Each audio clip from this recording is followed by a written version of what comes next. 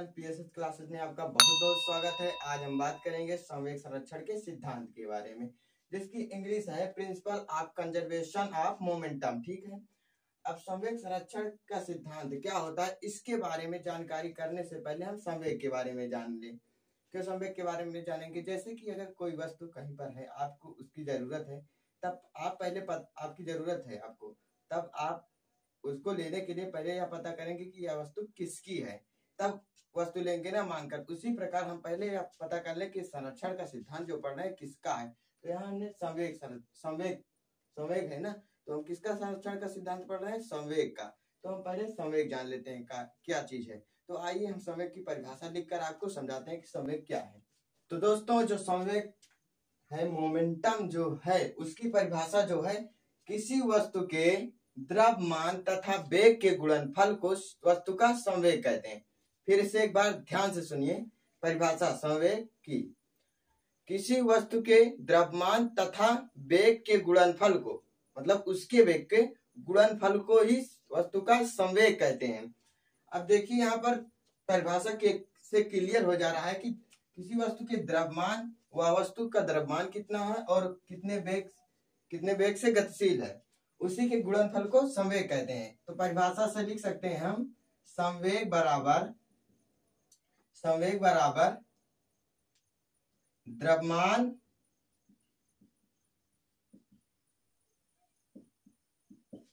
तो हम परिभाषा से लिख सकते हैं संवेग बराबर द्रव्यमान गुणे वेग। ठीक है, जो संवेग होता है वो किस पर निर्भर करता है? द्रव्यमान और वेग पर।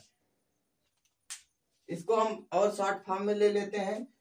हम द्रव्यमान को किससे लिखते हैं? यम से, और वेग को वी से, और यहाँ जो संवेग है उसे हम पी से प्रदर्शित करते हैं। तो पी बराबर हो जाएगा यम वी।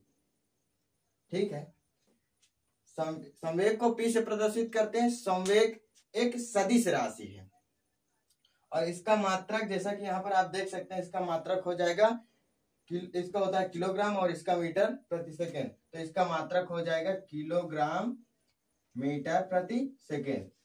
इतना हो गया। अब जानिए कि हम संवेग क्या होता है। संवेग क्या होता है? किसी वस्तु के द्रव्यमान तथा वेग के गुणनफल को वस्तु का संवेग कहते हैं। जैसे कि अगर किसी वस्तु का द्रव्यमान 5 kg हो और 10 मीटर प्रति सेकेंड वेग से गतिशील हो, तो उसका मोमेंटम कैसे निकलेगा? द्रव्यमान 5 × 10 बराबर 50 kg मीटर प्रति सेकेंड हो जाएगा। ठीक है, संवेग का जो डाउट था आपके मन में वो क्लियर हो गया है ना। अब बात करेंगे संवेग संरक्षण के सिद्धांत। अब इसके संरक्षण का सिद्धांत जो है उसके बारे में बात करेंगे।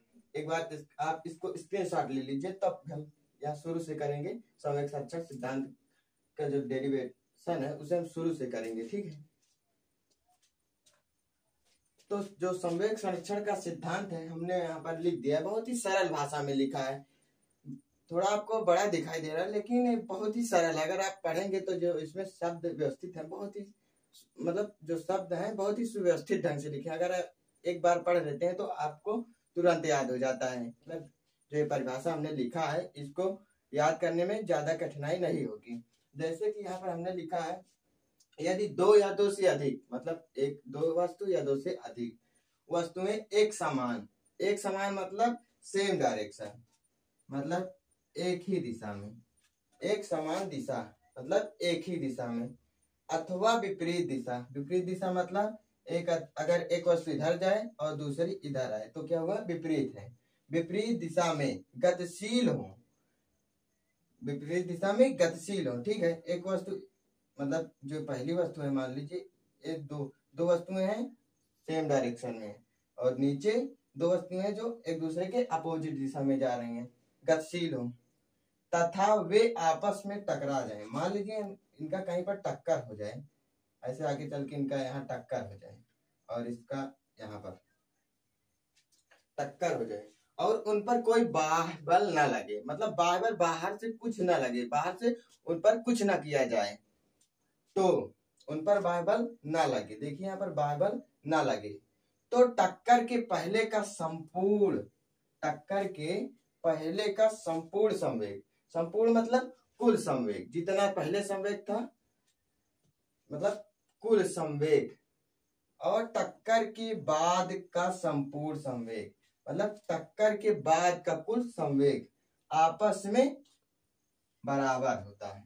यही है संवेग संरक्षण का सिद्धांत, यही है। अर्थात हम इससे कह सकते हैं, अर्थात इसे को शॉर्ट फॉर्म में लिख सकते हैं, अर्थात इसको हम शॉर्ट फॉर्म में लिख सकते हैं, टक्कर के पहले का संवेग टक्कर के बाद के संवेग से बराबर होता है। यही है संवेग संरक्षण का सिद्धांत। अब देखिए जो संवेग संरक्षण कर रहे हैं, बार बार संरक्षण पर आ रहा है बार बार ना, तो ये जो शब्द है संरक्षण, इसका क्या मतलब होता है? इसका मतलब होता है कि किसी चीज की रक्षा करना। अब जैसे आप दो लोग हो और आपके पास 10 गोलियां हो, अगर आपसे कहीं पर निशाना लगाने के लिए कह दिया जाए और आप यहाँ से निशाना लगाइए, जो दूसरा व्यक्ति है वो जहां निशाना लगाया जा रहा है वहां खड़ा हो जाए। अगर आप गोलियां फेंकेंगे, आप 10 गोलियां हैं आपके पास, आप एक एक गोली ऐसे फेंकते जाइए और जो वो व्यक्ति है अगर आपको वही गोलियां लौटा दे, फिर लौटा दे मतलब आपको वापस कर दे, आपके पास फिर पुनः पहुंचा दे, तो आप यहाँ पर गोलियों का क्या हो रहा है? संरक्षण हो रहा है ना, मतलब गोलियां की रक्षा कर रहा है वो व्यक्ति, उनको खोने नहीं दे रहा है। लेकिन ध्यान देंगे कि कहीं कहीं मतलब गोलियां कभी वहां आप जहां निशाना लगा रहे हो वहां ज्यादा हो जा रही है, कभी आपके पास।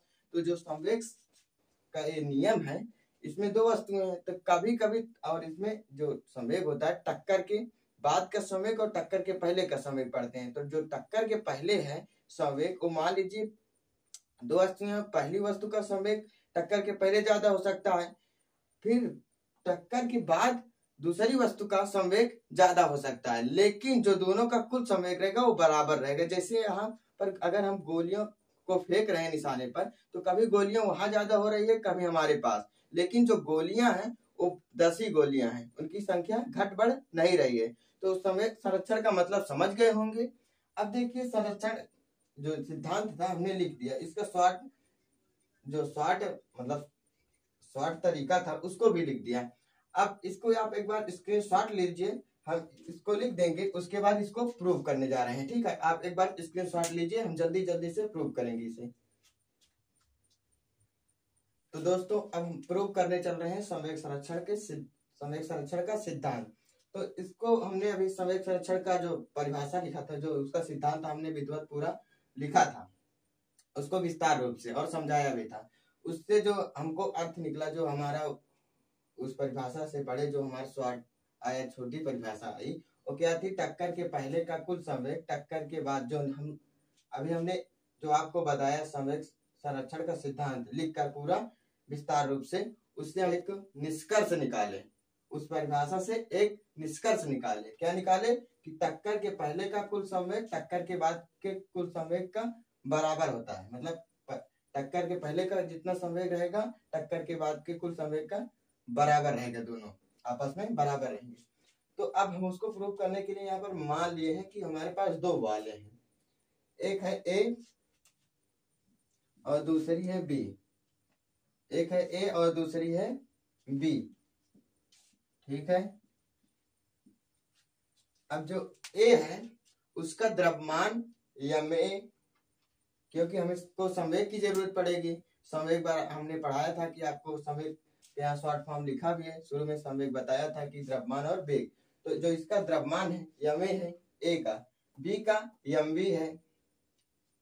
अब देखिए जो पहले का प्रारंभिक जो वेग है इसका ए वाली बॉल का, वो है ua, दूसरी बॉल का ub।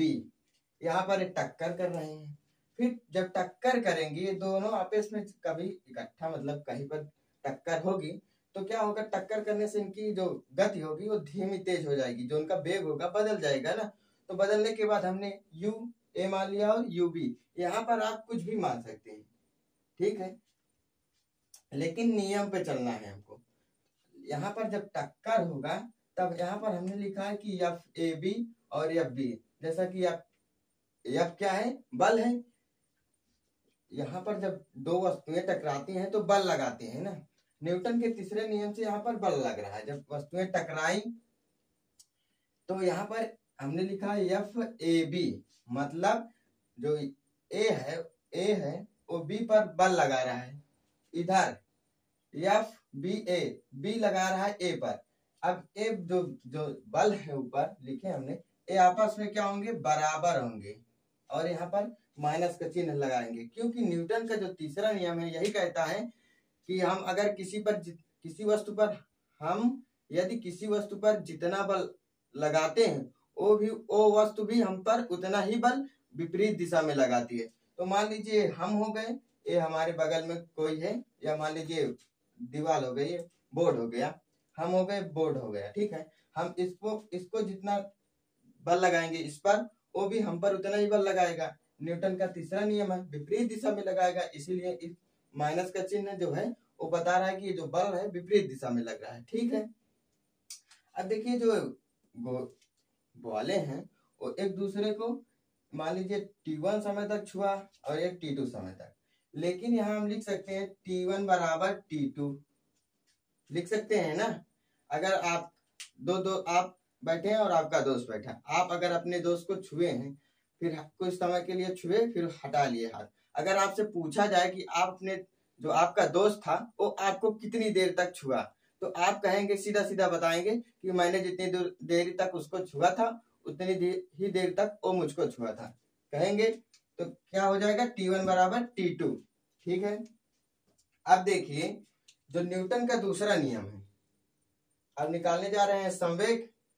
तो पहले हम निकाल लें कि इसका जो पहला संवेग है, टक्कर के पहले का कुल संवेग है वो क्या है। पहले इसका हम अगर संवेग निकालेंगे संवेग की परिभाषा से, तो इस वाले का क्या हो जाएगा, अगर हम P निकालेंगे, PA मान लीजिए, PA निकाले तो इसका हो जाएगा MA UA। अरे भाई संवेग कहता है कि द्रव्यमान गुणे वेग ही संवेग होता है ना, तो द्रव्यमान वेग संवेग, और इसका PV का हो जाएगा MV UV। तो इसको जोड़ देंगे तो कुल संवेग मिल जाएगा, तो कुल संवेग हो जाएगा MA UA plus MV UV, ठीक है। अब इस तरफ आ जाइए, टक्कर के बाद का कुल संवेग उसी प्रकार निकाल लीजिए, कुल संवेग होगा संवेग, ठीक है। हमने लिख दिया टक्कर के पहले का कुल संवेग लिख दिया और टक्कर के बाद का कुल संवेग, इसी को हमको बराबर दिखाना है, ठीक है।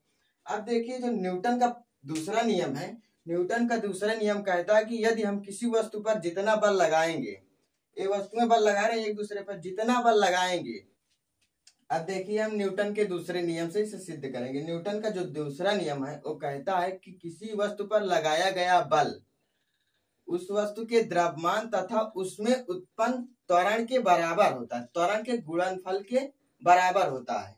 अर्थात हम किसी वस्तु पर जितना बल लगाते हैं तो वस्तु का द्रव्यमान कुछ होता है और उसमें जो त्वरण उत्पन्न होता है, द्रव्यमान और त्वरण को हम अगर गुणा करके किसके बराबर करेंगे, बल के बराबर, बल के बराबर, अर्थात हम इसे लिखेंगे F बराबर ma। यही था न्यूटन का दूसरा नियम।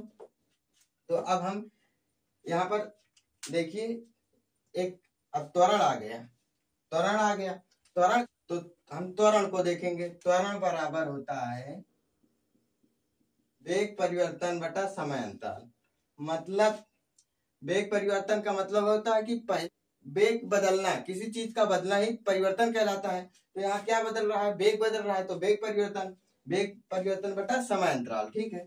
तो यहाँ पर जो समय है आप देखेंगे कि समय वेग कितना परिवर्तित हो रहा है, वेग परिवर्तित हो रहा है, मान लीजिए UA है, UA से पहले वाली बॉल A का वेग कितना, मतलब जो बॉल A है उसका जो वेग परिवर्तित हो रहा है वो हो रहा है VA।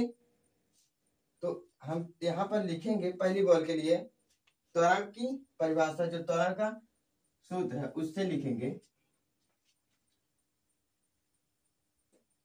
यहाँ पर लिखिए A डैश, मतलब जो त्वरण है वो A वाली बॉल का है, लिखेंगे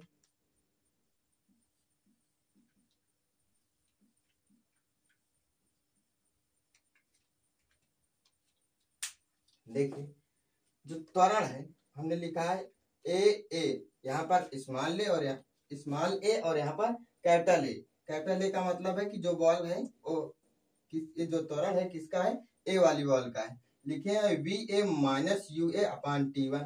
अब देखिए जो T1 है कितनी देरी तक इसको छुआ है, T1 देरी तक, इसलिए हमको यहाँ पर हम T1 लिख रहे हैं, ठीक है।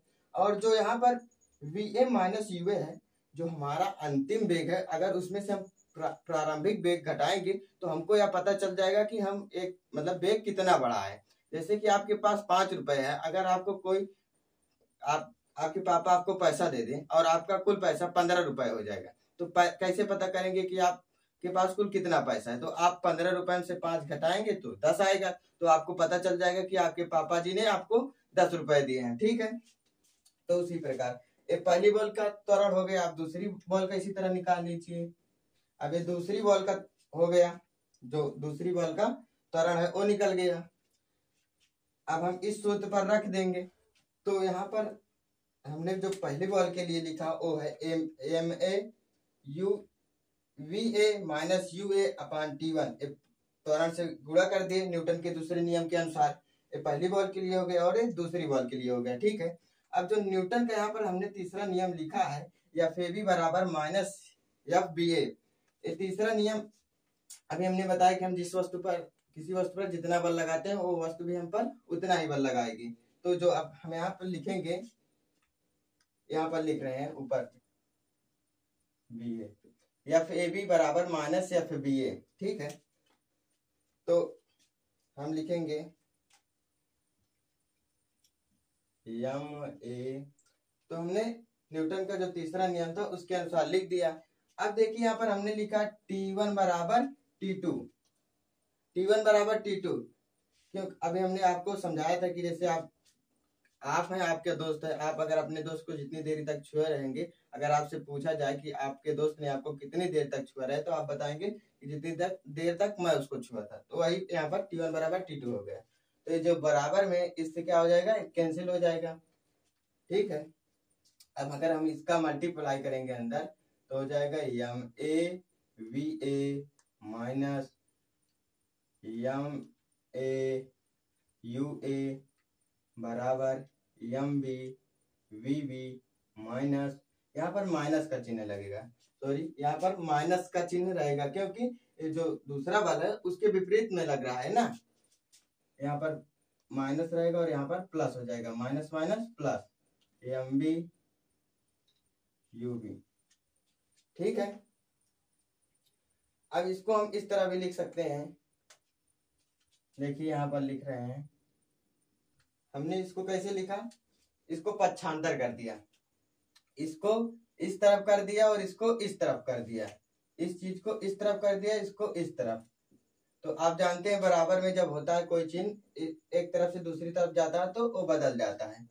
जो ये अंतिम वेग था दूसरी बॉल का, हमने इसको पहली बॉल के अंतिम वेग के साथ रखा, और जो पहली बॉल का पहला वेग था, पहला संवेग था, सॉरी यहाँ पर संवेग होगा, जो पहला संवेग था उसको हम दूसरी बॉल के पहले संवेग के साथ रखें, तो हो गया। इसको हम इस तरह भी लिख सकते हैं, जो इसको पक्षांतर करने पर हमें A प्राप्त हुआ, हम इसको इस तरह भी लिख सकते हैं MAUA प्लस MBUB बराबर MAVB, sorry MAVA plus MB और VB, ठीक है। तो जो हमारा सिद्धांत था वो क्या सिद्धांत था कि टक्कर से पहले का संवेग और टक्कर के बाद का संवेग आपस में बराबर होता है, यही हमारा सिद्धांत था। तो हमने यहाँ पर लिख भी दिया था, टक्कर के पहले का जो संवेग है वो है MAUA प्लस MBUB, टक्कर के बाद का संवेग भी लिख दिया था MAVA MBVB। अब जब हमने प्रूव कर दिया तो हमको क्या मिला कि जो MAUA प्लस MBUB है वो पहले टक्कर के पहले का संवेग है, और ए वाला भाग टक्कर के बाद का संवेग है। आपस में क्या हुआ, बराबर हुए ना। हमारा संवेग संरक्षण का सिद्धांत भी यही कहता है कि टक्कर के पहले का संवेग और टक्कर के बाद का संवेग बराबर होता है। तो हमारा ये जो हमने टॉपिक लिया था प्रूफ हो गया। अब एक जानिए कि जो संवेग संरक्षण है कहाँ पालन होता है कहाँ नहीं। तो न्यूटन के तीसरे नियम के अंतर्गत जितने व्यवहारिक उदाहरण है सब में संवेग संरक्षण का सिद्धांत लागू होता है, ठीक है। संवेग संरक्षण में जो यहाँ पर टक्कर होती है, ध्यान रखें कि टक्कर में किसी का द्रव्यमान जो है, मास जो है वो घटे या बढ़े ना, मास सेम रहना चाहिए। जैसे यहाँ एम ए है, यहाँ एम बी है, तो टक्कर के बाद भी एम ए और एम बी ही रहना चाहिए, यहाँ पर बदलना नहीं चाहिए, तब संवेग का संरक्षण का सिद्धांत लागू होगा। तो हमने प्रूव कर दिया संवेग संरक्षण का सिद्धांत। अब हम अपने अगले वीडियो में आपसे फिर मिलेंगे। तब तक के लिए धन्यवाद। आप हमारे YouTube चैनल PSH क्लासेस पे बने रहिए और बहुत सारे उपयोगी ज्ञान अर्जित करते रहिए। जय हिंद।